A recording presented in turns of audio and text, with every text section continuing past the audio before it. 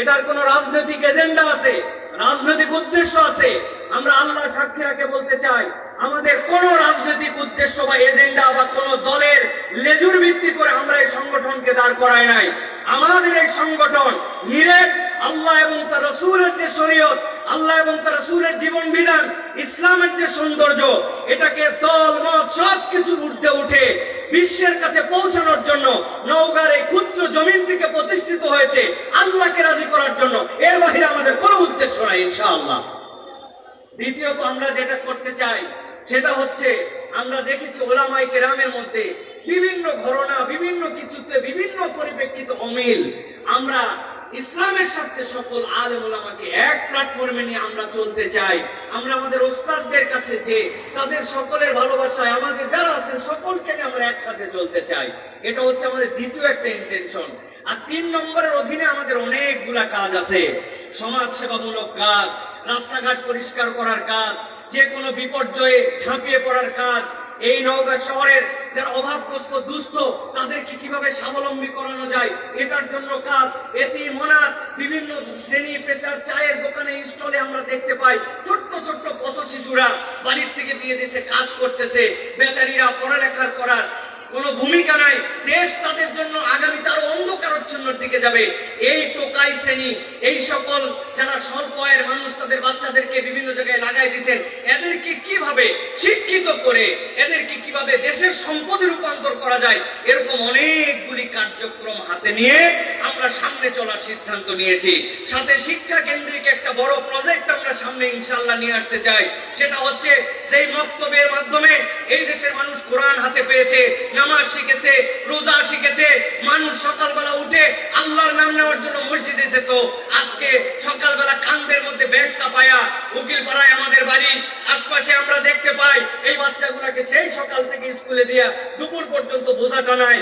এরা না কোরআন শিখে, না ইসলাম জানে, না ওযু জানে, না গোসল জানে, অথচ আগে এগুলা সব মক্তব থেকে ছিল। সুতরাং আমরা নওগাঁতে আবার মক্তবের গণজাগরণ ঘটাতে চাই। প্রত্যেকটা মসজিদে, প্রত্যেকটা এলাকায় মক্তব থাকবে এবং বাচ্চা কাচ্চাকে সেখান থেকে দ্বীনের বুনিয়াদী শিক্ষা দেওয়া হবে। এই শিক্ষার আন্দোলন আমরা সামনে সরাতে চাই। আপনারা কি আমাদের সাথে একমত? কারা কারা আছেন একটু হাত দুটো উঁচু করে দেখেন, আপনারা কি একমত? আল্লাহ রাব্বুল আমিন কবুল করবেন, আল্লাহুম্মা আমিন। প্রিয় ভাইয়েরা, এই সকল উদ্দেশ্য নিয়ে যখন একটা প্ল্যাটফর্ম আমরা গঠন করেছি, তারই ধারাবাহিকতায় নওগাঁর মানুষের কাছে সুস্থ একটা বিনোদন উপহার দেওয়ার জন্য আজকে মূলত একটা সাংস্কৃতিক সন্ধ্যা আয়োজন করা হয়েছে। আমাদের কাছে সম্পদ সীমিত, আমাদের কাছে বিভিন্ন পর্যায়ের যোগাযোগ সীমিত, কিন্তু আমাদের বুকের বল অনেক বড়। আলহামদুলিল্লাহ যে আমরা ইনশাআল্লাহ এরপরে নওগাঁতে এইটা আমরা একটা প্রতিষ্ঠিত রূপ দিতে চাই, যে এই মাঠে এবং বিভিন্ন জায়গায় ইসলামিক যে সম্মেলনগুলো হবে, সাংস্কৃতিক যে প্রোগ্রামগুলো হবে, সবগুলো যেন পরিচ্ছন্ন সুন্দরভাবে ভলেন্টিয়ারি সাপোর্ট দিয়ে প্রত্যেকের প্রোগ্রাম হবে, কিন্তু আমরা সেগুলো যেন সর্বোচ্চ সুন্দর করতে পারি।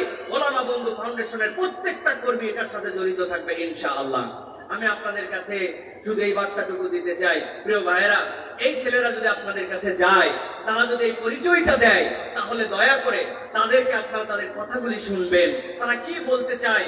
আপনারা যদি মনে করেন সেটা পজিটিভ, তাহলে সেটার সাথে সম্পৃক্ত হয়ে আমাদের নওগাঁকে এগিয়ে নেওয়ার জন্য, আমাদের এই অঞ্চলটাকে এগিয়ে নেওয়ার জন্য আপনারা শারীরিক, সাম্প্রতিক এবং আপনাদের যে ধরনের সহযোগিতা সেগুলো করার জন্য চেষ্টা করবেন। এই দাবিটুকু আমি নওগাঁর সন্তান হিসাবে, আপনাদের সন্তান হিসাবে আপনাদের কাছে পেশ করলাম। প্রিয় ভাইয়েরা, আমাদের শিল্পীরা আপনাদের কাছে এসে গেছে। আজকে আপনাদের ওয়াজ শুনতে বেশি ভালো লাগবে না, এটা আমি জানি। আমি আপনাদের কাছে ওয়াজ নসিহত করবো না, বা আমার সে যোগ্যতাও নেই আপনাদের সামনে এত কিছু বলার, কিন্তু আমি আজকে আপনাদের কাছে খুব সংক্ষিপ্ত সময়, একদম সংক্ষিপ্ত আমার সময় বেঁধে দিয়েছি আমি, সুতরাং আমি আপনাদের কাছে নির্ধারিত সময় শেষ করব। তবে যে বিষয়টি থেকে আজকে আপনাদের কাছে মনে করেছি একটা বার্তা দেওয়া দরকার, সেটি হচ্ছে পবিত্র কুরআনুল কারীমের মধ্যে আল্লাহ রাব্বুল আলামিন বান্দাদেরকে ইস্তেগফারের কথা বলেছেন। আমরা জানি ইস্তেগফার বান্দার জীবনে বিরাট বড় আমল। আমরা জানি রাসূলুল্লাহ সাল্লাল্লাহু আলাইহি ওয়াসাল্লাম প্রাত্যহিক 70 বারের অধিক নবী করিম সাল্লাল্লাহু আলাইহি ওয়াসাল্লাম ইস্তেগফার করতেন, অথচ তিনি ছিলেন মাসুম, তার আমলনামায় কোনো গুনাহ ছিল না। আমাদের কাছে ইস্তেগফারের কনসেপ্টটা কি? আমাদের কাছে ইস্তেগফার মানে আসসালামু আলাইকুম ওয়া রাহমাতুল্লাহ, এরপরে আল্লাহু আকবার একবার বলার পরে এমন জোরে 3 বার বলি আমরা, এটা অনেকের কাছে ইস্তেগফার। আবার ধরেন কোন খারাপ কিছু দেখছে, দেখার পরে ওই বলার সময় আস্তাগফিরুল্লাহ বলি, এইটুকু আমাদের অনেকের কাছে ইস্তেগফার। অনেকে আবার মনে করি যে কত ক্ষেত্রে আল্লাহর কাছে ক্ষমা চাইতে হয়, এইটুকু ইস্তেগফার। ইস্তেগফারের যে একটা বড় কনসেপ্ট আছে কোরআন থেকে, এইটা আমরা মোটামুটি আমাদের ধারণা অনেকের কাছে পরিষ্কার নয়। বিশেষ করে আমার তরুণ সমাজ, ইয়াং সমাজ, যারা আজকে ইসলামকে পছন্দ করতে শুরু করেছেন, আমি তাদেরকে বলতে চাই, কোরআনুল কারীমের মধ্যে আল্লাহ রাব্বুল আলামিন স্বয়ং এই শব্দটুকুকে ব্যবহার করে ইস্তেগফারের 11টা কনসেপ্টের কথা আল্লাহ রাব্বুল আলামিন তার এই সৃষ্টির জীবের কাছে, মানুষের কাছে এটা পরিষ্কার করেছেন। আমি সংক্ষেপে শুধুমাত্র এখান থেকে 6টা থেকে 7টা পয়েন্ট আপনাদের কাছে বলতে চাই। মূলত ইস্তেগফার কেবল আল্লাহর কাছে ক্ষমা নয়, বরং ইস্তেগফারের অনেকগুলি কনসেপ্ট আছে। আমরা যদি এটা হৃদয়ে ধারণ করতে পারি, তাহলে আমাদের প্রত্যেকটা মন, প্রত্যেকটা আত্মা, প্রত্যেকটা আল্লাহর কাছে নিবেদন অনন্য হবে ইনশাআল্লাহ। তো আমি আপনাদের কাছে সেখান থেকে কয়েকটা পয়েন্ট আপনাদের কাছে একটু তুলে ধরতে চাই, যাতে করে এইটার উপর আমরা একটু আমল করতে পারি। প্রিয় ভাইয়েরা, ইস্তেগফারের প্রথম যে বিষয় কোরআনুল কারীম আমাদেরকে বলছে, সূরা নিসা 110 নম্বর আয়াত। এই আয়াতে কারিমার আলোকে ইস্তেগফারের একটা কনসেপ্ট হচ্ছে, ইস্তেগফার মানে হচ্ছে অনুতাপ। আমি একসাথে জিজ্ঞাসা করব, সকলে মুখ বন্ধ রাখবেন না দয়া করে, আল্লাহর ওয়াস্তে সবাই একসাথে বলবেন। ইস্তেগফারের প্রথম কনসেপ্ট যেটা বলেছি বাংলায়, সেটা অনুতাপ। বলেন তো কি বলেছি? হয় নাই, সব অনেকেই ফাঁসি দিচ্ছেন আপনারা ভাই। আরেকবার বলেন, ইস্তেগফার মানে কি? অনুতাপ। মাশাআল্লাহ। কেন অনুতাপ? অনুতাপ বলতে আমি কি বুঝি? আল্লাহ রাব্বুল আলামিন এটা বুঝাচ্ছেন। আল্লাহ কি বলছেন খেয়াল করেন। আল্লাহ রাব্বুল আলামিন বলছেন, ومن يعمل سوءا أو يظلم نفسه ثم يستغفر الله। দুনিয়ার মানুষ, আমি তোমাদেরকে সৃষ্টি করলাম, সৃষ্টি করার পরে আমি আদর করে তোমাদেরকে নিজেই ডাক দিয়েছি আইয়ুহাল ইনসান বলে। আরবির পণ্ডিতরা বলতেছেন যে ইনসান বলে আল্লাহ মানুষকে ডাক দিলেন।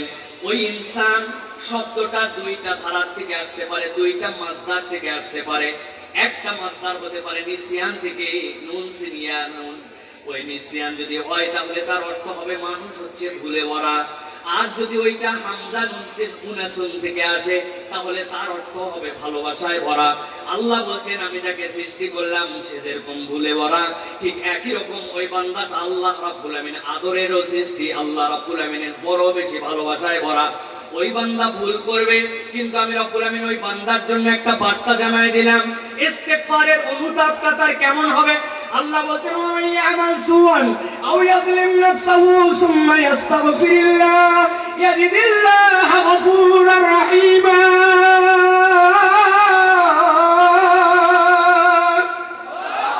আল্লাহ বলছেন, দুনিয়ার মানুষ তোমার যত ভুল থাকুক না কেন, ওয়া ইয়ামাল সুআন, যদি তোমার ভুল হয়ে যায় আও ইয়াযলিম নাফসাহু, অথবা নিজের উপরে সে জুলুম করে ফেলে তার নফসের উপরে, আল্লাহ বলছেন ওই বান্দার জন্য সাথে সাথে কাজ হবে সুম্মা ইস্তাগফিরুল্লাহ, আল্লাহর কাছে সে একটা অনুতাপের হৃদয় নিয়ে হাজির হবে।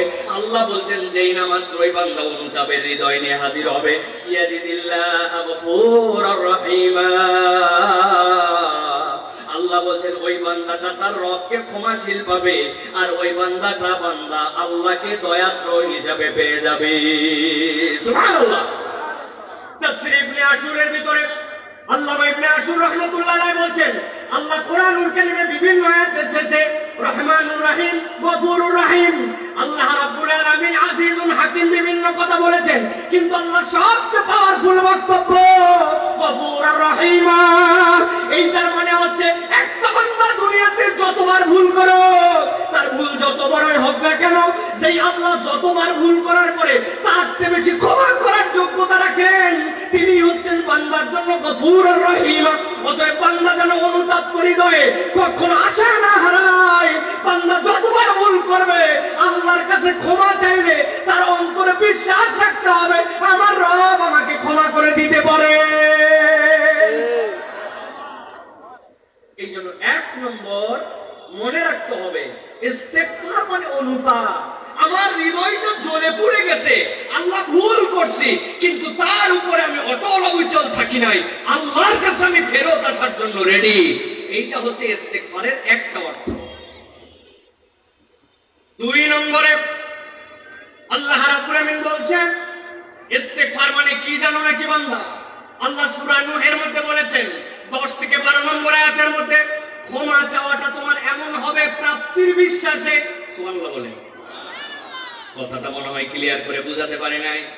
আমি আল্লাহর কাছে এমন ভাবে ক্ষমা চাই যে আমার একটা প্রাপ্তির বিশ্বাস আছে, আমার অপরাধ আছে, আমার ভুল আছে, কিন্তু আল্লাহর কাছে আমি এমন ভাবে ক্ষমা চাওয়ার জন্য হাজির হয়েছি, আমার আল্লাহ আমাকে ক্ষমা করেই দিবেন। ওর মানেই হচ্ছে ইস্তেগফার। সুবহানাল্লাহ। আল্লাহ রাব্বুল আলামিন কুরআনুল কারীমের মধ্যে বলছেন, ফাকুলতু আস্তাগফিরু রাব্বাকুম ইন্নাহু কানা গফফারা ইরসিলুস সামাআ আলাইকুম মিদরারা ওয়া ইউমদিদুকুম বিআমওয়ালিন ওয়া বানিনা ওয়া ইয়াজআল লাকুম জান্নাতিন ওয়া ইয়াজআল লাকুম আনহারা।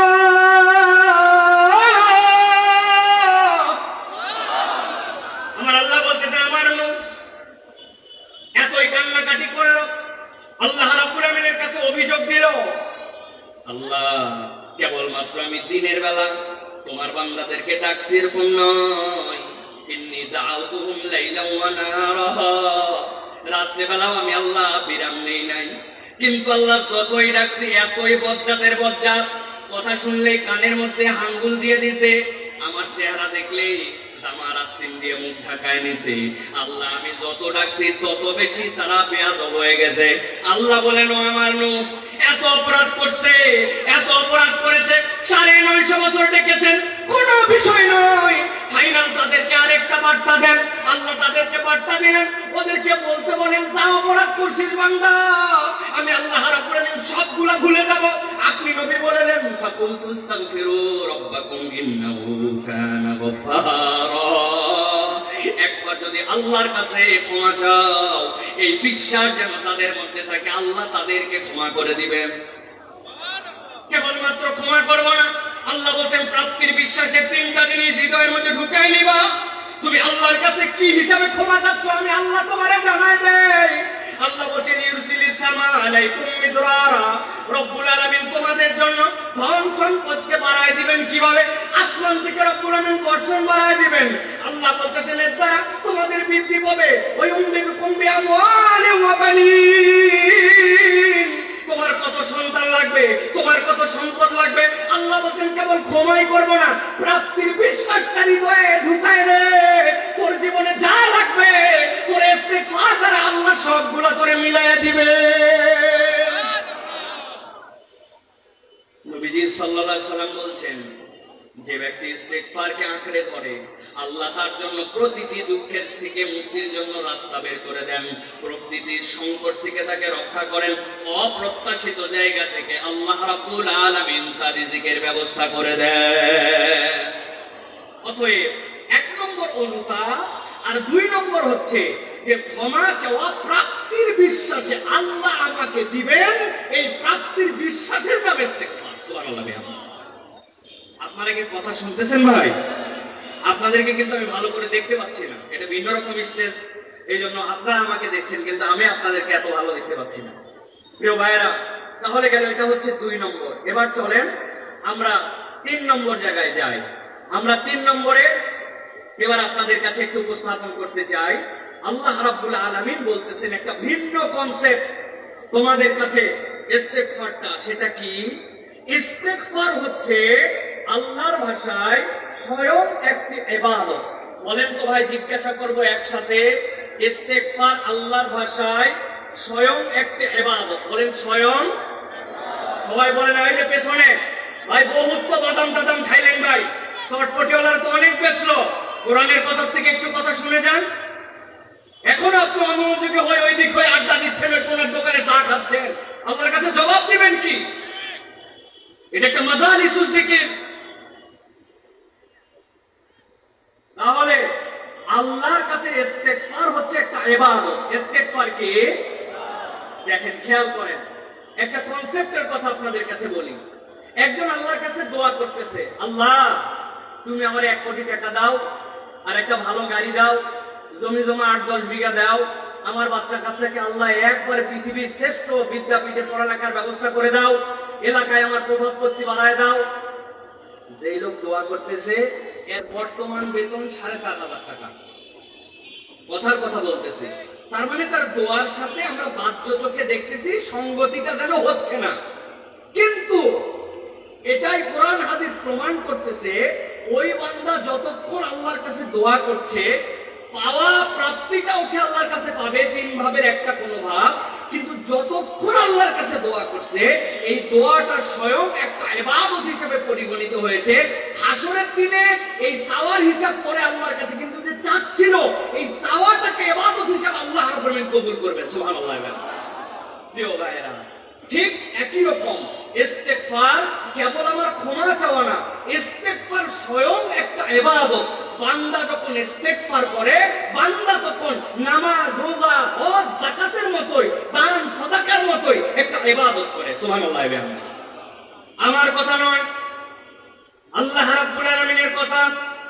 আল্লাহ রাব্বুল আলামিন বলছেন সূরা হুদের 3 নম্বর আয়াতের মধ্যে, وأن استغفروا ربكم ثم توبوا إليه يمتعكم متاعا